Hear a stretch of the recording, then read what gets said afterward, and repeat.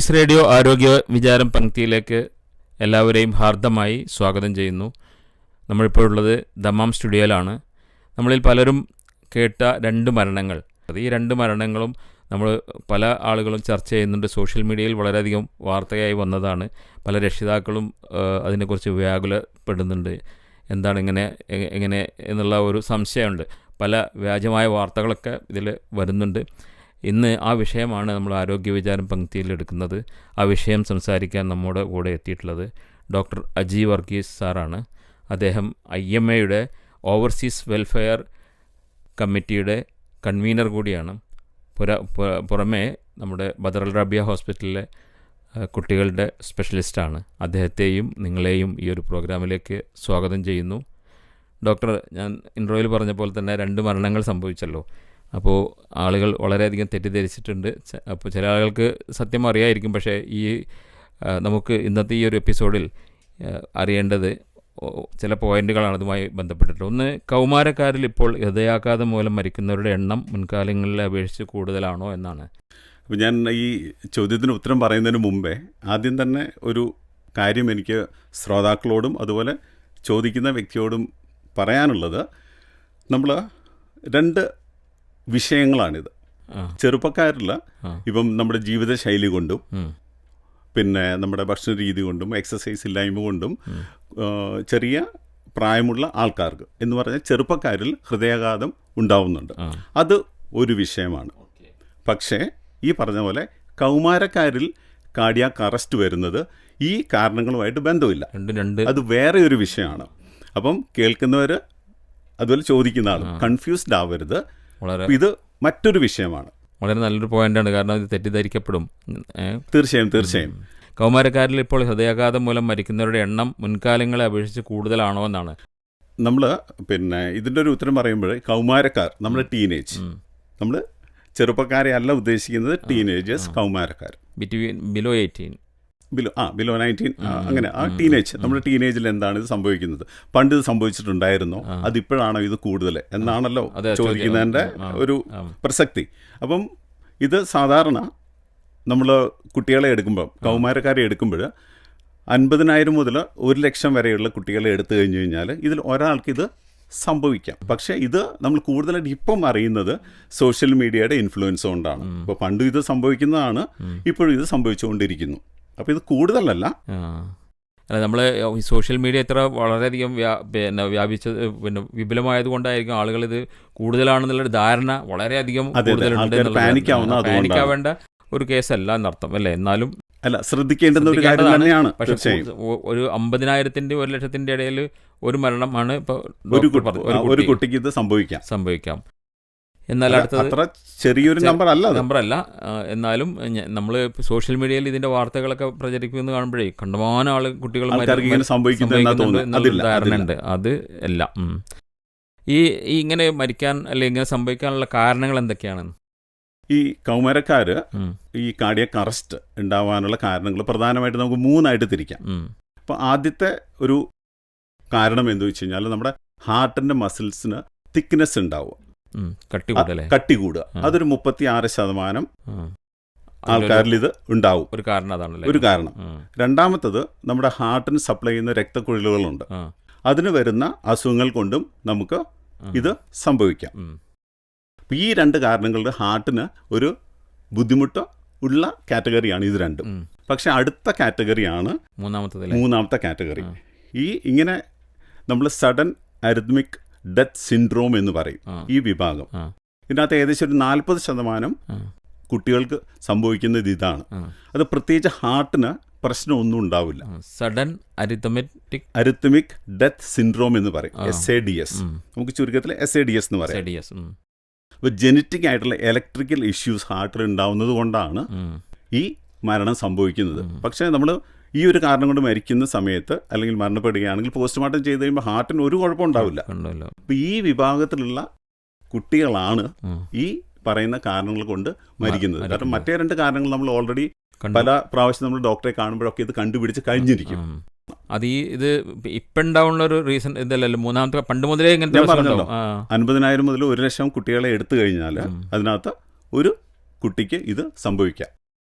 ഇത് ചെറുപ്പകാലത്ത് ഇങ്ങനെ എന്തെങ്കിലും രോഗലക്ഷണമുള്ളതായിട്ട് കാണിക്കുമോ? തീർച്ചയായും ചെറുതായിട്ട് തലകറക്കം, പിന്നെ പ്രത്യേകിച്ച് കാരണങ്ങളൊന്നുമില്ലാതെ ക്ഷീണം, ചെറിയൊരു നെഞ്ചുവേദന, അല്ലെങ്കിൽ നമ്മുടെ ഹാർട്ടിൻ്റെ ഇടിപ്പ് കൂടുക, ഇങ്ങനെയുള്ള ചിലപ്പോൾ തലകറങ്ങി വീഴുക, ഇങ്ങനെയുള്ള പല കാരണങ്ങളും പല സമയത്തായിട്ട് കാണിക്കാം. ഈ മൂന്നാമത്തേനോ മൂന്നാമത്തേനോ അല്ലേ? ആദ്യത്തേനോ ഒന്നിനും രണ്ടിനൊന്നും കാരണങ്ങൾ പ്രത്യേകിച്ച് കാണിക്കുമോ? അതെന്താണ് എങ്ങനെയല്ല? അത് നമ്മുടെ വേറൊരു ടോപ്പിക്കാണ്. അതിനെക്കുറിച്ച് പിന്നീട് സംസാരിക്കും. ഇതിപ്പോ ജനങ്ങൾക്ക് അറിയേണ്ടത് ഈ ഒരു കാര്യം, പ്രത്യേകിച്ച് കാരണമൊന്നും ഇല്ലാതിരിക്കുന്ന കുട്ടികൾ കുഴഞ്ഞു വീഴുന്നു, മരിക്കുന്നു. അത് അപ്പോൾ പാനിക്കാവും. തീർച്ചയായിട്ടും. അപ്പോൾ ഈ രോഗലക്ഷണങ്ങൾ എന്തെങ്കിലും കാണിക്കുമോ എന്നാണ് ഇത് സംഭവിക്കുന്നതിന് മുമ്പ്, അതായത് ഇങ്ങനെ പെട്ടെന്ന് പിന്നെ കുഴഞ്ഞു വീഴുന്നതിന് മുന്നേ എന്തെങ്കിലും രോഗലക്ഷണങ്ങൾ കുട്ടികൾക്ക്? ഞാനിപ്പോൾ പറഞ്ഞില്ല, ഇപ്പം ഈ പറഞ്ഞ ചെറുപ്പകാലത്ത് എന്തൊക്കെ രോഗലക്ഷണങ്ങൾ കാണിക്കാമോ ആ രോഗലക്ഷണങ്ങൾ ചിലപ്പം ഇതിനു മുമ്പ് കാണിക്കാം. അതുപോലെ ചില ആൾക്കാർക്ക് കൺവൽഷൻ, അവസ്മാരം പോലെ വരാം. ഈ പറഞ്ഞ ലക്ഷണങ്ങൾ അവസ്മാരം ഇതൊക്കെ ചിലപ്പം കാണിക്കാം. ചിലപ്പോൾ ഇതൊന്നും ഇല്ലാതെ തന്നെ മരണം സംഭവിക്കും. ഈ രണ്ട് കേസിലും ഇതൊന്നും ഉണ്ടായിട്ടില്ല. പെട്ടെന്ന് ഡ്രസ്സ് മാറ്റാൻ വേണ്ടി സ്കൂളിൽ റൂമിലേക്ക് പോയ ഒരു കുട്ടി അവിടുന്ന് വീഴുന്നു, ഒന്ന് കളിച്ചുകൊണ്ടിരിക്കുമ്പോൾ. അപ്പോൾ ഇത് രണ്ടും ഒരു ലക്ഷണം ഇല്ലാതെയും ഇതൊക്കെ സംഭവിക്കാം. കളിക്കുമ്പോഴും സംഭവിക്കാം, റെസ്റ്റിലിരിക്കുന്ന സമയത്ത് സംഭവിക്കാം. ചില കേസിൽ ചിലപ്പോൾ ലക്ഷണം കാണിച്ചേക്കാം അല്ലേ? കാണിച്ചേക്കാം. ഇത് വെള്ളം നഷ്ടപ്പെട്ടിട്ട് ഈ അസുഖം വരുമോ? വെള്ളം നമ്മുടെ ശരീരത്തിൽ നിന്ന് കുറയുന്ന സമയത്ത് എന്താണ് സംഭവിക്കുന്നത് വെച്ച് കഴിഞ്ഞാൽ ഹാർട്ട് കൂടുതൽ ബീറ്റ് ചെയ്യേണ്ടി വരും. അപ്പോൾ അങ്ങനെ കൂടുതൽ ബീറ്റ് ചെയ്യുന്ന സമയത്ത് ഇതേപോലുള്ള ബുദ്ധിമുട്ടുകൾ ഉണ്ടാകാം. എന്തൊക്കെയാണ് ഇതിൻ്റെ പ്രതിവിധികൾ ഡോക്ടറെ? അങ്ങനെയാണെങ്കിൽ ഇത് ഇപ്പം ഇങ്ങനെ വന്ന അസുഖങ്ങൾക്ക് എന്താണ് വരാതിരിക്കാൻ, ഇങ്ങനെയുള്ള പ്രശ്നങ്ങൾ ഉണ്ടാവാതിരിക്കാൻ ഏറ്റവും പ്രധാനമായിട്ട് നമ്മുടെ കുടുംബത്ത് 40 വയസ്സിൽ താഴെ ഉള്ള ആൾക്കാരിൽ ഹൃദ്രോഗം മൂലം ഇതേപോലെ മരണപ്പെട്ടിട്ടുണ്ടെങ്കിൽ ഒരു ബാക്കിയുള്ള കുടുംബാംഗങ്ങളെ അത് വിദഗ്ധമായ രീതിയിൽ അവരെ പരിശോധിക്കേണ്ടുന്നതാണ്. അത് ഒന്നാമത്തെ കാരണം. രണ്ടാമത്തത് നമ്മളൊരു സ്ക്രീനിങ്, കുഞ്ഞുങ്ങളെ ഇതേപോലെ കളിക്കുന്ന കുട്ടികൾക്ക് അല്ലെങ്കിൽ സ്പോർട്സിൽ പങ്കെടുക്കുന്ന കുട്ടികൾക്ക് അല്ലാതെ കുട്ടികൾക്ക് ഒരു സ്ക്രീനിങ് ഒരു അത്യാവശ്യമാണ്. പക്ഷെ നേരത്തെ ഒരു നമുക്കൊരു ഫിറ്റ്നസ് സർട്ടിഫിക്കറ്റ് വേണമെന്നുണ്ടെങ്കിൽ ഒരു ECG എടുക്കുക എന്നുള്ളൊരു കാര്യം വരുന്നില്ല. ECG ഇല്ലാതെ ബാക്കിയുള്ള കാര്യങ്ങളൊക്കെ നോക്കി BP ഒക്കെ നോക്കി നമ്മൾ ഒരു ഫിറ്റ്നസ് സർട്ടിഫിക്കറ്റ് കൊടുക്കുക എന്നുള്ള രീതി മാറ്റിയിട്ട് ഫിറ്റ്നസ്സിന് വരുന്ന ആൾക്കാർ നിർബന്ധമായിട്ടും ECG എടുത്ത് നോക്കുക. ഈ ECGയിൽ ഞാൻ നേരത്തെ പറഞ്ഞ ആ ഒരു വിഭാഗം ഉണ്ടല്ലോ, SADS വരുന്ന, അതിൽ വരാൻ സാധ്യതയുള്ള കാര്യങ്ങൾ, അതിൻ്റെ കാരണങ്ങളുണ്ടെങ്കിൽ അത് നമുക്ക് ECGയിലൂടെ കണ്ടുപിടിക്കാൻ പറ്റും. അപ്പം നിർബന്ധമായിട്ടും എന്ത് വേണം? ECG എടുക്കണം. നമ്മുടെ ഈ കഴിഞ്ഞ ഈ ഒരു മാസത്തിനുള്ളിലാണല്ലോ ഇത് ഒക്കെ സംഭവിച്ചത്. അപ്പോൾ ഈ ആൾക്കാർ അവെയർ ആയിട്ടുണ്ട്, ആൾക്കാർക്ക് മനസ്സിലായിട്ടുണ്ട്. കാരണം ഞാൻ ഇത്രയും വർഷം എടുത്ത ECGയെക്കാട്ടിലും കൂടുതൽ ഈ ഒരു മാസത്തിൽ ഞാൻ എടുത്തിട്ടുണ്ട്. അപ്പം അതിനകത്ത് ധാരാളം കുട്ടികൾ എടുത്തതിനകത്ത് 2 കുട്ടികൾക്ക് ബുദ്ധിമുട്ടുണ്ടായിരുന്നു. അപ്പം ഇത് നമ്മൾ അറിയാതെ പോവുകയാണ്.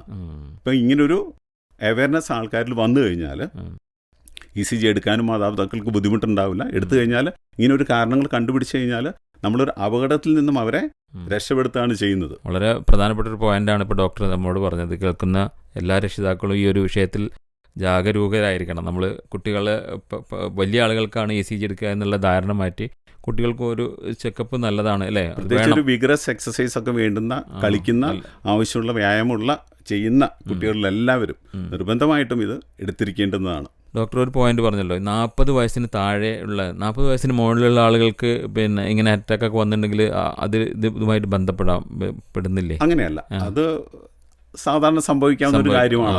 അപ്പം 40 വയസ്സിൽ താഴെ എന്ന് പറഞ്ഞാൽ അത് ഏളിയാണ്. അപ്പം അങ്ങനെ ഉണ്ടെങ്കിൽ അങ്ങനെ എന്തെങ്കിലും കാരണങ്ങൾ കൊണ്ടാണോ ആ അപകടമുണ്ടായത്, ഫാമിലിയിലുള്ളവർക്ക് ആ ഒരു ബുദ്ധിമുട്ടുണ്ടോ എന്ന് നമ്മൾ തീർച്ചയായിട്ടും മനസ്സിലാക്കേണ്ടതാണ്. ഇങ്ങനെയുള്ള അപകടങ്ങൾ ഒഴിവാക്കാൻ സ്കൂളിൽ കായിക പരിശീലനം ഇപ്പോൾ ഉണ്ടാവുമല്ലോ, സ്കൂളിൽ അധ്യാപകരുണ്ടാവും, അതിനുള്ള ആളുകൾക്ക് ഉണ്ടാവും. അവർക്ക് പരിശീലനം നൽകാവുന്ന ഏതെങ്കിലും നിർദ്ദേശങ്ങൾ എന്തൊക്കെയാണ്? തീർച്ചയായിട്ടും. കാരണം ഇത് കാർഡിയാക് അറസ്റ്റാണ് ഉണ്ടാവുന്നത്. അപ്പം അത് നമുക്ക് ആ ആദ്യ നിമിഷങ്ങളിൽ നമ്മൾ അതിനെ ഇടപെട്ട് കഴിഞ്ഞാൽ ആ ആളെ രക്ഷപ്പെടുത്താൻ സാധിക്കും. സമയം ഉണ്ടാവും അതിന്? മിനിമം സമയത്തിൽ എത്രയും പെട്ടെന്ന് നമ്മൾ ചെയ്യുകയാണെങ്കിൽ അത്രയും പെട്ടെന്ന്. അതുകൊണ്ട് CPR നമ്മൾ നിർബന്ധമായും എല്ലാ കുട്ടികളെയും പഠിപ്പിച്ചിരിക്കണം, അധ്യാപകരെയും പഠിപ്പിച്ചിരിക്കണം, കായിക അധ്യാപകരെയും പഠിപ്പിച്ചിരിക്കണം. അതുപോലെ നമ്മൾ മനസ്സിലാക്കിയിരിക്കണം അല്ലേ? തീർച്ചയായിട്ടും. കാരണം നമ്മൾ പോകുന്ന വഴിക്ക് എല്ലാ മനുഷ്യരും നിർബന്ധമായിട്ടും cardio pulmonary resuscitation, cardiac massage കൊടുക്കാം, ആർട്ടിഫിഷ്യൽ റെസ്പിറേഷൻ കൊടുക്കാം. അതാണ് നമ്മൾ ചെയ്യുന്നത്. ഇപ്പം നമ്മൾ റോഡിലൂടെ നടന്നു പോകുമ്പോൾ ഒരാളിങ്ങനെ വീണ് കഴിഞ്ഞ് കഴിഞ്ഞാൽ നമുക്കത് ചെയ്യാൻ അറിയാമെങ്കിൽ ആ ഒരു ജീവൻ നമുക്ക് രക്ഷപ്പെടുത്തിയെടുക്കാൻ സാധിക്കും. ഇത് അത്ര വലിയ ബുദ്ധിമുട്ടുള്ള കാര്യമൊന്നുമല്ല. പക്ഷേ വളരെ പ്രധാനപ്പെട്ട ഒരു വിഷയമാണ്. വളരെ പ്രധാനപ്പെട്ട ഒരു കാര്യമാണ്. കാരണം നമുക്കൊരു ജീവൻ രക്ഷിക്കാൻ കിട്ടുന്ന ഒരു അവസരം നമ്മുടെ അറിവില്ലായ്മ കൊണ്ട് പോയി പോവുക എന്ന് പറയുന്നത് മോശമല്ലേ? അപ്പോൾ ഇത് വളരെ ലളിതമായിട്ട് പഠിപ്പിക്കാം. അതുപോലെ തന്നെ അടുത്ത വേണ്ടുന്നത് AED നമ്മൾ ഡീഫിബ്രിലേറ്റർ ആണിത്. ഇത് എല്ലാ സ്ഥാപനങ്ങളിലും എല്ലാ സ്കൂളിലും ഉണ്ടായിരിക്കണം. അത് നമ്മുടെ ഇതേപോലെയുള്ള ഈവൻറ്റ്സ് നടക്കുന്ന സമയത്ത് സ്പോർട്സ് റൂമിലോ ഫസ്റ്റ് എയ്ഡ് റൂമിലോ അല്ല വെക്കേണ്ടത്. അത് ആ സൈറ്റിൽ ഉണ്ടാവണം, ആ സ്ഥലത്ത് ഇതുണ്ടാവണം. അവിടെ കപ്പൊക്കെ പ്രദർശിച്ച പോലെ തന്നെ ഇത് അവിടെ അതുപോലെ തന്നെ ഒരു മെഡിക്കൽ ടീം സജ്ജമായിരിക്കണം ഇതുപോലുള്ള കാര്യങ്ങൾ ചെയ്യുമ്പോൾ. എന്താണ് ഒന്നുകൂടി AED എന്ന് പറഞ്ഞാൽ? AED എന്ന് പറഞ്ഞു കഴിഞ്ഞാൽ ഓട്ടോമേറ്റഡ് എക്സ്റ്റേണൽ ഡീഫിബ്രിലേറ്റർ എന്ന് പറയും. നമുക്ക് കാർഡിയാക് മസാജ് കൊണ്ട് അല്ലെങ്കിൽ CPR കൊണ്ട് നമുക്ക് ഒരാളെ ജീവിതത്തിലേക്ക് കൊണ്ടുവരാൻ പറ്റാത്ത ഒരു ഘട്ടം വരുമ്പോൾ അടുത്തത് നമ്മൾ ചെയ്യുന്നതാണ് ഈ AED. നമ്മൾ പിന്നെ ഡീഫിബ്രിലേഷൻ എന്ന് പറയും. ഓക്കെ. ഇവിടെ ശ്രോതാക്കളോടത്ത് ഈ ഒരു വിഷയം വളരെ പ്രധാനപ്പെട്ട ഒരു വിഷയമാണ്. അത് മറ്റൊരു അവസരത്തിൽ നമുക്ക് ഈ CPRനെ കുറിച്ചിട്ടും AEDയെ കുറിച്ചിട്ടും നമുക്ക് സംസാരിക്കാമെന്ന് കരുതുന്നു. ഇപ്പോൾ വളരെ ബ്രീഫായിട്ട് വളരെ കുറഞ്ഞ സമയത്തിനുള്ളിൽ നമുക്ക് കൂടുതൽ പറയാൻ കഴിയില്ല എന്നതുകൊണ്ട് തന്നെ അടുത്ത ചോദ്യം എന്താണെന്ന് വെച്ചാൽ, ഇനി ഇന്നത്തെ കുട്ടികളുടെ ഭക്ഷണ രീതിയും ഡിജിറ്റൽ ഉപകരണങ്ങളുടെ അമിത ഉപയോഗവും ഹൃദ്രോഗ സാധ്യത വർദ്ധിപ്പിക്കുന്നുണ്ടോ എന്നാണ്. ഇത് വീണ്ടും ഞാൻ പറഞ്ഞതുപോലെ ഇത് മറ്റൊരു വിഷയമാണ്. ചെറുപ്പക്കാരിൽ ഹൃദ്രോഗം വരാനുള്ള സാധ്യതകളിനകത്തേക്ക് വരും ഈ കാരണങ്ങൾ. അതിപ്പോൾ കുട്ടികളിപ്പോൾ ഡിജിറ്റൽ നന്നായി ഈ ഉപകരണങ്ങൾ മൊബൈൽ നന്നായി ഉപയോഗിക്കുന്നൊക്കെ ഉണ്ടെങ്കിൽ അത് കുട്ടികൾക്കും വരില്ലേ ഈ ഒരു? അല്ല, അത് എന്താണെന്ന് പറഞ്ഞു കഴിഞ്ഞാൽ അതൊരു കാലക്രമേണ വരുന്ന നമ്മുടെ ജീവിതശൈലി രോഗങ്ങളിലേക്ക് വരുന്നതാണ്. കുറേ കാലങ്ങൾക്ക് ശേഷം നമ്മൾ എക്സസൈസ് ഇല്ലാത്തത് കൊണ്ടും പിന്നെ ജങ്ക് ഫുഡ് കഴിക്കുന്നത് കൊണ്ടും നമ്മുടെ ശരീരത്തിൽ വരുന്ന വ്യത്യാസങ്ങൾ കൊണ്ടുവരുന്ന ഹാർട്ട് അറ്റാക്കാണത്. അത് ചെറുപ്പക്കാരിൽ ഹൃദ്രോഗങ്ങൾ വരുന്നതിൻ്റെ കാരണമാണ്. ഈ കൗമാരക്കാരിൽ കാർഡിയാക് അറസ്റ്റ് വരുന്നതിന് ഇതൊരു റീസൺ അല്ല. പല രക്ഷിതാക്കളും പിന്നെ ചോദിക്കുന്നൊരു ചോദ്യം എന്താ അറിയോ, പഠനഭാരം കൂടിയതുകൊണ്ടോ അല്ലെങ്കിൽ ഈ പരീക്ഷ പേടിച്ചതുകൊണ്ടോ ഈ കോമ്പറ്റീഷൻ, അനാവശ്യമായിട്ടുള്ള കോമ്പറ്റീഷൻ, താരതമ്യ പഠനം, അതൊക്കെ കുട്ടികൾക്കുള്ള മാനസിക സമ്മർദ്ദം കാരണം ഈ അസുഖം വരുമോ എന്നാണ് ചോദ്യം. ഇത് സംഭവിക്കാം. കാരണം നമുക്ക് വളരെയധികം ടെൻഷൻ വരുന്ന സമയത്ത് ഈ പറഞ്ഞ കാര്യങ്ങളൊക്കെ കുട്ടികൾക്ക് ടെൻഷൻ ഉണ്ടാവുന്ന കാര്യങ്ങളാണ്. ഈ ടെൻഷൻ ഉണ്ടാവുന്ന സമയത്ത് എന്താണ് സംഭവിക്കുന്നത്, നമ്മുടെ 2 ഹോർമോൺ അഡ്രിനാലിൻ അതുപോലെ കോർട്ടിസോൾ, ഈ ഹോർമോൺ നമ്മുടെ ശരീരത്തിൽ കൂടുകയും ഇതുമൂലം നമ്മുടെ BP കൂടാനും അതുപോലെ ഹാർട്ട് റേറ്റ് കൂടാനുമുള്ള സാധ്യതയുണ്ട്. അപ്പം നേരത്തെ പറഞ്ഞ ആ വിഭാഗത്തിൽപ്പെട്ട കുട്ടികളിൽ കാർഡിയാക് അറസ്റ്റ് ഉണ്ടാവാനുള്ള സാധ്യത ഉണ്ടല്ലേ. ഈ നേരത്തെ ചോദിച്ച ചോദ്യത്തിന് പറഞ്ഞ അതിൻ്റെ മറ്റൊരു ചോദ്യമാണ് വന്നിട്ടുള്ളത്. സ്കൂളുകളിലും സ്പോർട്സ് ഗ്രൗണ്ടുകളിലും AED പോലുള്ള ജീവൻ രക്ഷാ ഉപകരണങ്ങൾ സൂക്ഷിക്കേണ്ടതിൻ്റെ ആവശ്യകത അത് ഡോക്ടർ ഓൾറെഡി പറഞ്ഞു. ജീവൻ രക്ഷപ്പെടുത്താൻ നമുക്ക് സാധിക്കുമെങ്കിൽ ഇത് വലിയൊരു കാര്യമല്ല. വളരെ നിസ്സാരമായിട്ട് ഒരു 10 മിനിറ്റ് കൊണ്ട് ഒരാളെ CPRും AED ചെയ്യാനും നമുക്ക് പഠിപ്പിക്കാൻ സാധിക്കും. അപ്പം അത്രയും നിസ്സാരമായിട്ടുള്ളൊരു കാര്യം നമുക്ക് സ്കൂളല്ല എല്ലാ ജനങ്ങളും ഇത് അറിഞ്ഞിരിക്കണം. AED ഉപയോഗിക്കാൻ പറ്റില്ല. കാരണം നമ്മൾ റോഡിലൂടെ നടന്നു പോകുന്ന സമയത്ത് നമ്മുടെ കയ്യിൽ AED ഉണ്ടാവില്ല. പക്ഷെ CPR കൊടുക്കാൻ നമുക്ക് സാധിക്കും. നിർബന്ധമായിട്ട് എല്ലാ വ്യക്തികളും ഇത് പഠിച്ചിരിക്കണം. പിന്നെ ഡോക്ടറോട് പറയാനുള്ളത്, ശ്രോതാക്കളോട് ഇതിൽ ബേജാറാവാനില്ല എന്നും ഇതിൻ്റെ ഒരു ചുരുക്കം മൊത്തത്തിലൊന്ന് പറഞ്ഞു മനസ്സിലാക്കി കൊടുക്കാൻ പറ്റുമോ നമ്മളുടെ ശ്രോതാക്കൾക്ക്? അല്ല, എനിക്ക് പറയാനുള്ളത്, ഇപ്പം ഞാൻ പറഞ്ഞില്ല, ഞാൻ കഴിഞ്ഞ എത്രയോ കാലം ആയി ജോലി ചെയ്യാൻ തുടങ്ങിയിട്ട് അത്രയും കാലത്തിനുള്ളിൽ ഞാൻ എടുത്ത ECGയെക്കാട്ടിലും കൂടുതൽ ഞാൻ ഈ കഴിഞ്ഞ ഒരു 1-2 ആഴ്ചക്കുള്ളിൽ ഞാൻ എടുത്തിട്ടുണ്ട്. പക്ഷെ ആ ഒരു അവയർനെസ് നല്ലതാണ്. പക്ഷെ വളരെയധികം പേടിച്ചിട്ടാണ് മാതാപിതാക്കളും കുഞ്ഞുങ്ങളും വരുന്നത്. പേടിക്കണ്ട, പക്ഷേ നമ്മളൊന്ന് ശ്രദ്ധിച്ചാൽ മതി. ഇങ്ങനെയുള്ള കാര്യങ്ങളിലേക്ക് പോകുമ്പോൾ തീർച്ചയായിട്ടും നമ്മൾ എന്ത് ചെയ്യണം, നമ്മൾ ഇങ്ങനെയുള്ള നല്ലൊരു ഫിറ്റ്നസ്, അത് വെറുതെ ഡോക്ടറെ കണ്ടിട്ട് എഴുതി മേടിച്ചാൽ പോരാ. അതുപോലെ കറക്റ്റായിട്ട് ECG ഒക്കെ എടുത്ത് എല്ലാ ടെസ്റ്റും ചെയ്ത് ആവശ്യമുള്ള ടെസ്റ്റൊക്കെ ചെയ്തൊരു ഫിറ്റ്നസ് സർട്ടിഫിക്കറ്റ് നമ്മൾ നിർബന്ധമായിട്ടും നമ്മൾ എടുത്തിരിക്കണം. അപ്പോൾ നമുക്ക് കുറേയധികം അപകടം നമുക്ക് ഒഴിവാക്കാൻ സാധിക്കും. അതിൻ്റെ പ്രായം ഒരു ഇത്ര വയസ്സ്, 5 വയസ്സ് അങ്ങനെ പ്രായം വല്ലതും ഉണ്ടോ? ഇല്ല, നമ്മൾ നേരത്തെ പറഞ്ഞ പോലെ കൗമാരക്കാരിലാണ് ഇത് പ്രധാനമായിട്ടും കണ്ടുവരുന്നത്. അപ്പം ആ ഒരു പ്രായത്തിലുള്ള കുട്ടികളാണല്ലോ ഈ വിഗ്രസ് എക്സസൈസ് അല്ലെങ്കിൽ അതുപോലുള്ള ഗെയിംസിനകത്തൊക്കെ പാർട്ടിസിപ്പേറ്റ് ചെയ്യുന്നത്. അപ്പോൾ അവർ നിർബന്ധമായിട്ടും ഒരു സ്ക്രീനിങ്ങിന് കൂടെ കടന്നു പോകണം. ECG നിർബന്ധമായിട്ടും എടുത്തിരിക്കണം. ഒരു ഡോക്ടറെ നിർബന്ധമായിട്ട് കണ്ട് സർട്ടിഫിക്കറ്റ് ഉണ്ടെങ്കിൽ ഇങ്ങനെയുള്ള കാര്യങ്ങളകത്ത് ഏർപ്പെടുത്താൻ പാടുള്ളൂ സ്കൂൾ അധികൃതർ. ഇപ്പോൾ ഡോക്ടർ നമ്മളോട് സംസാരിച്ച വിഷയം വളരെ വ്യക്തമാണ്. പക്ഷേ നമ്മൾ ശ്രദ്ധിക്കേണ്ട ചില കാര്യങ്ങൾ അത് ശ്രദ്ധിക്കുക തന്നെ വേണം. കുട്ടികളുടെ കാര്യത്തിൽ പ്രത്യേകിച്ച് ഇപ്പോൾ നമ്മളൊരു ശ്രദ്ധ വേണം. അത് പിന്നെ പഴയ പോലെ നമ്മളങ്ങനെ ഒഴിവാക്കി വിട്ടാൽ പോരാ. ഇപ്പോഴത്തെ ഭക്ഷണ രീതിയും അതൊക്കെ അത് ഡോക്ടർ ഇപ്പോൾ ഒരു ചെറിയ സൂചന ഇവിടെ തന്നു. അത് നിർത്തുമ്പോൾ ഒരു കാര്യം കൂടെ പറഞ്ഞേക്കാം. സാധാരണ കുറച്ച് ഇപ്പോൾ ഈ ഒരു മാസമായിട്ട് കാണുന്നില്ല, അതിനു മുമ്പ് കുഞ്ഞുങ്ങൾ ഭയങ്കര ക്ഷീണമാണ്, പിന്നെ തലകറങ്ങുന്ന അങ്ങനെയൊക്കെ പറയുന്ന സമയത്ത് ആദ്യം ഒരു ശകാരമാണ് പാരൻസിൻ്റെ കയ്യിൽ നിന്ന് വരുന്നത്. ശരിക്കും ഭക്ഷണം കഴിക്കാഞ്ഞിട്ടാണ്, നീ മൊബൈൽ നോക്കിയിരുന്നിട്ടാണ്, നീ രാത്രി മുഴുവൻ സിനിമ കണ്ടിട്ടാണ്, അല്ലെങ്കിൽ ഉറങ്ങാതിരുന്നിട്ടാണ് എന്ന് പറഞ്ഞ് അവരോട് വഴക്കുണ്ടാക്കാതെ ഇത് ഒന്ന് കാര്യമായിട്ട് എടുക്കുക. ചിലപ്പോൾ ഇത് ആവാതിരിക്കാം. ടെസ്റ്റ് ചെയ്യുന്നതുകൊണ്ട് വലിയ ബുദ്ധിമുട്ടൊന്നുമില്ലല്ലോ. നമുക്ക് കുഴപ്പമൊന്നും ഇല്ലയെന്ന് അറിഞ്ഞിരിക്കുന്നതല്ലേ ഏറ്റവും വലിയ ഭാഗ്യം.